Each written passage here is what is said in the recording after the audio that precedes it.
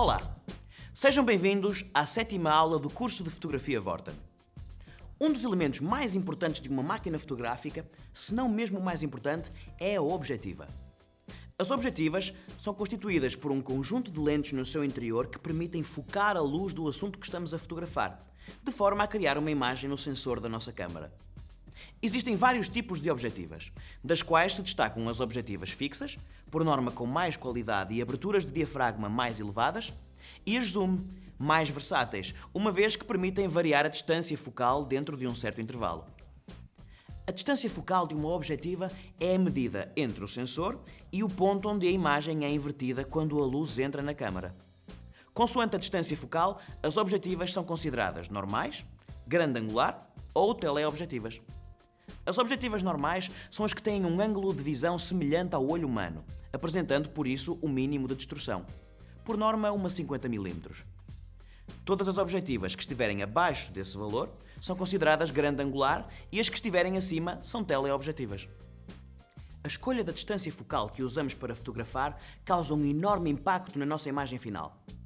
Quando usamos uma grande angular, estamos a criar um maior distanciamento entre os diferentes planos que constituem a nossa fotografia. Por outro lado, ao usarmos uma teleobjetiva, estamos a comprimir o espaço entre esses mesmos planos. Mantendo o mesmo enquadramento, podemos ver que o resultado final não é o mesmo. Assim, dependendo do assunto a fotografar, devemos considerar qual a distância focal que vamos utilizar. Se for uma paisagem, justifica-se uma grande angular, pelo seu elevado ângulo de visão e pela sensação de dilatação do espaço. Contudo, fotografar um retrato com uma distância focal tão baixa talvez não seja a melhor opção, pois irá distorcer demasiado as proporções faciais. Por norma, para retrato, aconselha-se uma distância focal normal ou até mesmo uma teleobjetiva curta, como um 85 mm, por exemplo. Se for fotografar desporto, natureza ou uma outra situação em que fique mais distante do assunto, opte então por uma teleobjetiva. Escolher uma objetiva não é fácil. Deve sempre ponderar a sua escolha em função do que irá fotografar. Na hora de escolher, tenham atenção às informações que estão presentes na parte frontal da objetiva. Neste caso, por exemplo, estamos perante uma objetiva com uma distância focal que vai desde 18 até 55 mm e que na distância mínima tem uma abertura do diafragma de 3.5 e na máxima de 5.6.